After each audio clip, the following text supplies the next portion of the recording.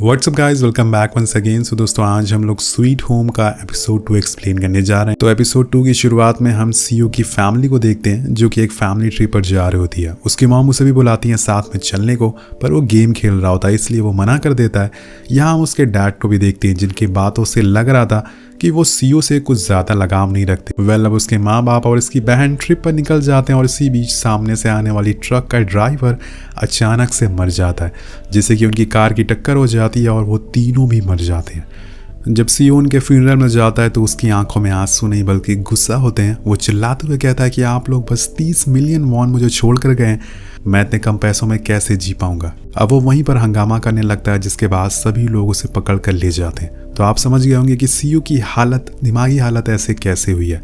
अब scene shift होकर पहुंचता है प्रेजेंट में, जहां सीयू जेसो के साथ उसके ही रूम में बेहोश पड़ा हुआ है। वही डांसर लड़की के पास उसका भाई का कॉल आता है। वो कहता है कि तुम एलिवेटर लेके नीचे आ जाओ, हम लोग यहीं पर हैं। अब लिफ्ट काम नहीं करती इसलिए वो स्टेयर से जाने लगती है, लेकिन तभी उसका पैर स्लिप हो जाता है और वो गिर जाती है। और तभी पीछे से उसे किसी की चलने की आवाज़ आती है। वो बहुत ही ज़्यादा डर जाती है और ये कोई और नहीं, वही गैंगस्टर था जिसने एक आदमी को अपने ही रूम में कैद किया हुआ था। अब वो दोनों आपस में बात ही कर रहे होते हैं कि वो ज़ॉम्बी वाली लड़की उस पर हमला कर देती है और उससे काट भी लेती है, लेकिन तब तक वो उसे बहुत ही बेरहमी से मार डालता है। नेक्स्ट सीन में हम उसी फायर फाइटर लड़की को देखते हैं जो एक सोल्जर के साथ उसी मरे हुए आदमी की लाश को अंदर रूम में रख रही थी। वो जाते आते उसके फ़ोन में उसकी एक फ़ोटो लेती है, लेकिन वो सोल्जर उसे ऐसा करने से मना करता है। तो वो कहती है कि इसकी फैमिली को भी जानने का यह पूरा हक है कि इसे आखिर क्या हुआ है। इधर दूसरी ओर जेसो सीढ़ियों से नीचे जा रही थी कि तभी उसके सामने गार्ड आ जाता है और बहुत ही क्रीपी वे में कहता है कि मैनेजर, हाँ बहुत ही कमीना है वो, और वो भी इस बीमारी का शिकार हो चुका था और देखते ही देखते क्रिएचर में बदल जाता है। वो उस पर हमला करने ही वाला था कि तब तक जंग आके उसके सर को अलग कर देता है, जिससे दोनों की जान बच जाती है। अब नीचे ग्राउंड फ्लोर पर वही फिश वाली लड़की बहुत परेशान हो रही थी। वो सबसे बार बार कहती है कि उसे बाहर जाने दो, उसकी बेटी अभी भी बाहर है, लेकिन सब लोग उसे मना करते हैं क्योंकि अगर वो बाहर गई तो बचने का कोई भी चांस नहीं है। इसी बीच सारे लोगों के फ़ोन में एक इमरजेंसी मैसेज आता है जिसमें लिखा था कि बाहर पैंडेमिक फैल चुका है, जिसके सिम्टम है नाक से खून आना या फिर बिहेवियर में अचानक से चेंजेस होना। अब ये सब देखकर लोग बहुत ही चौंक जाते हैं और रोने लगते हैं। सबको लग रहा था कि ये किसी रेडिएशन की वजह से हो रहा है। वहीं सीयू जंग से पूछती है कि तुम्हें डर नहीं लगता ये सब करते हुए।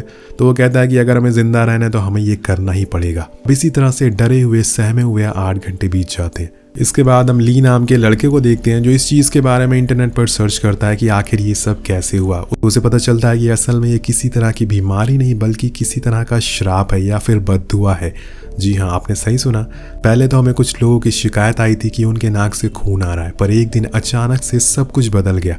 अगर आप में से किसी को इसके सिम्टम नज़र आ रहे हैं तो खुद को जान से मार दीजिए, वरना आप अपने परिवार वालों को नुकसान पहुंचा सकते हैं। और तभी इसी बीच इंटरनेट भी बंद हो जाता है और तभी सीयू का डोर नॉक होता है। ओपन करता है तो एक क्रिएचर उसके रूम में आ जाता है जिसके सर बीच से कटा हुआ था। आंखें नहीं थी पर कान थे और इसी वजह से वो उन्हें सुन सकता था। असल में ये क्रिएचर कोई और नहीं बल्कि वही गार्ड होता है जिसका सर जंग ने काट दिया था। तो आप समझ गए होंगे कि ये क्रिएचर कितने ज़्यादा खतरनाक है। मतलब मरने के बाद भी, गला कटने के बाद भी ये फिर से जिंदा हो जा रहे हैं। अब सीन कटो के नीचे आता, हम देखते हैं कि कुछ लोगों में लड़ाई होना शुरू हो गई है। 1-2 लोग कह रहे हैं कि उन्हें ऊपर जाना है, पर दूसरे लोग उन्हें मना कर रहे हैं कि ऊपर खतरा है। और इसी बीच गेट खुलता है जिसमें से गैंगस्टर और वो डांसर आती है। उस गैंगस्टर को देखकर सब लोग डर जाते हैं क्योंकि उसके कंधे पर एक काटने का निशान था। अब एक आदमी उसे इलेक्ट्रिक शॉक देता है और वो बेहोश हो जाता है। अब कुछ लोग गैंगस्टर को मारने जाते हैं क्योंकि उन्हें लगता है कि ये शायद थोड़ी देर में क्रिएचर में बदल जाएगा, और उसे मारने के लिए एक आदमी आगे बढ़ता है, लेकिन वो भी इनका बाप था। वो उसे मारकर बेहोश कर देता है, को आज़ाद कर देता है। वहीं ऊपर जेसो और जंग ढूंढ रहे थे कि शायद कोई और बचा हो इस बिल्डिंग में, तो उन्हें एक आदमी मिलता है जिसकी पूरी बॉडी पर टेप लगा हुआ था और ये वही था जिसे गैंगस्टर ने कैद करा था। और जंग उसे आज़ाद कर देता है और वो ये भी समझ जाता है कि ये किसका काम है। अब जेसो से पूछती है कि ये हालत तुम्हारी किसने की, तो वो उनसे झूठ कहता है कि मेरे घर में चोर घुसा था, उसने ऐसा किया। लेकिन सच्चाई क्या है ये हम सब जानते हैं। अब नीचे सारे लोग डिस्कस कर रहे थे कि वो कब तक ऐसे ही नीचे फंसे रहेंगे, उन्हें अपनी रहने की जगह ढूंढनी होगी।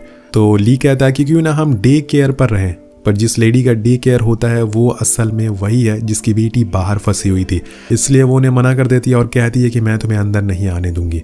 वहीं दूसरी तरफ जेसो और उस टेप वाले आदमी को एक डेड बॉडी मिलती है जिसने खुदकुशी कर ली थी।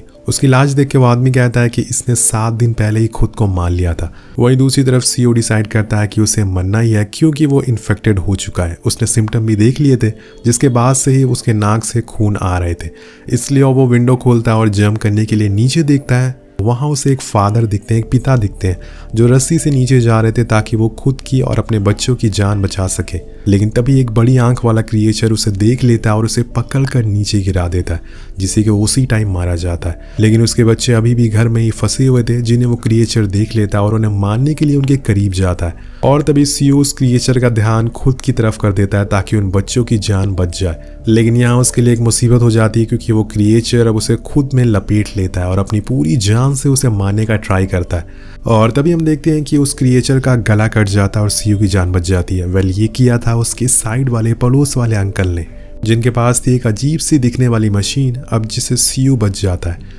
और तभी अंकल कहते हैं कि बच्चों, अगर बचना है तो मेरे घर पे आ जाओ। अब यहाँ सीओ को उन्हें बचाना ही था, वो वैसे भी इन्फेक्टेड हो चुका था, इसलिए वो रूम से बाहर निकल जाता है।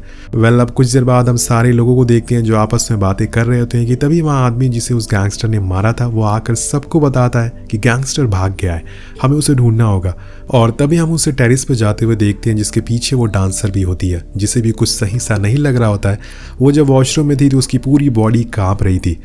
और इधर सीओ अब उस अंकल के रूम तक पहुंच जाता है, पर वहां जाके उसे पता चलता है कि ये तो एबनॉर्मल है, पर उनके पास दिमाग बहुत होता है, वो एक जीनियस होते हैं। उनके रूम में अलग अलग तरह के हथियार थे जिनसे वो क्रिएचर को मारा जा सकता था। वो सीओ से उसका एक हथियार मांगते हैं जो कि एक चाकू था, तो अंकल कहते हैं कि इससे कुछ नहीं होने वाला है, लाओ मुझे दो। इसके बाद उस चाकू को बिल्कुल अपग्रेड कर देते हैं और सीओ उसे लेकर बाहर आ जाता है। वहीं हम नीचे उसी आदमी को देखते हैं जो औरत को धक्का मार के बाहर कर देता है और कहता है कि तुम्हारा पति गायब है और तुम यहाँ मजे कर रही हो, जाओ जाके मेरे लिए कुछ अंडे लेकर आओ। बहुत ही अजीब लोग रहते हैं इस बिल्डिंग में। वेल, कहानी फिर से सीयू पर आती है जो उन बच्चों को बचाने के लिए निकल जाता है, पर बीच में ही उसे वो क्रिएचर मिल जाता है जिसे लड़ पाना तो मुश्किल था। इसी बीच पूरी बिल्डिंग की लाइट भी चली जाती है जिससे सारे सीसीटीवी भी खराब हो जाते हैं जिन पर ली नजर बनाए हुआ था। पर वहीं सीयू उस क्रिएचर से बचने के लिए लिफ्ट पे छुप जाता है। तभी वो अपने उस हथियार से उसे शॉक देता है और उसे बेहोश कर देता है। इधर ली नीचे सबको बताता है कि एरिया की सारी बिल्डिंग्स की लाइट है, सिर्फ हमारी ही गई हुई है, शायद नीचे इलेक्ट्रिक रूम में कुछ दिक्कत हो। तो एक लड़की बोलती है कि जरूर हमारी बिल्डिंग के साथ कुछ गड़बड़ हो रहा है और कहती है कि ठीक है, मैं जाकर चेक करती हूँ। इसके बाद ली कहता है कि जो भी करना है जल्दी करना होगा क्योंकि अब हमारे पास खाना भी खत्म हो रहा है, जो है बस यही है। और तभी गाइस जो आदमी उस औरत को मार रहा था उसी की बिल्डिंग में शॉप पर था। वो ली को बोलता है कि तुम्हें क्या लगता है कि ये सब खाना तुम्हारा है, ये सब मेरे लिए है। पर यहाँ वो फायर फाइटर लड़की रुकती नहीं, वो उसी की शॉप से खाना ले लेती है और निकल जाती है। बाहर जाते हुए ली उसे एक वॉकी टॉकी देता है और खुद का ख्याल रखने के लिए कहता है। उधर सीयू उन बच्चों के पास पहुंच चुका था पर वो बहुत ज़्यादा डरे हुए थे। वो उन्हें शांत कराता और वो बच्चे उसे पूछते हैं कि हमारे डैड कहाँ पर है। तो वो उनसे झूठ कहता है कि मैं तुम्हें उनके पास ले चलूँगा। इधर हम उसी लड़की को देखते हैं जो इलेक्ट्रिक रूम तक पहुंच गई थी, पर वहाँ का माहौल देख के लग रहा था कि यहाँ पर कुछ बहुत बड़ा होने वाला है। इसी बीच हम सीयू को देखते हैं जिसे कुछ होने लगता है। वो फौरन उन बच्चों को बाहर कर देता है, खुद को एक गेट के पीछे जाकर खड़ा हो जाता है। यहाँ वो उस बीमारी का पूरी तरह से शिकार बन चुका था और उसकी नाक से खून आने लगता है, वो भी कुछ ज़्यादा ही, और देखते ही देखते उसकी दोनों आंखें काली हो जाती है। तो क्या वो उन बच्चों को ही खा जाएगा या खुद को मार डालेगा? वहीं फायर फाइटर के साथ क्या होगा? अगर उसने कुछ हो गया तो उसे बचे हुए लोगों को क्या होगा? ये सारी बातें हमें एपिसोड 3 में देखने को मिलेगी। तो मिलते हैं जल्दी आपसे एपिसोड 3 में। Peace out.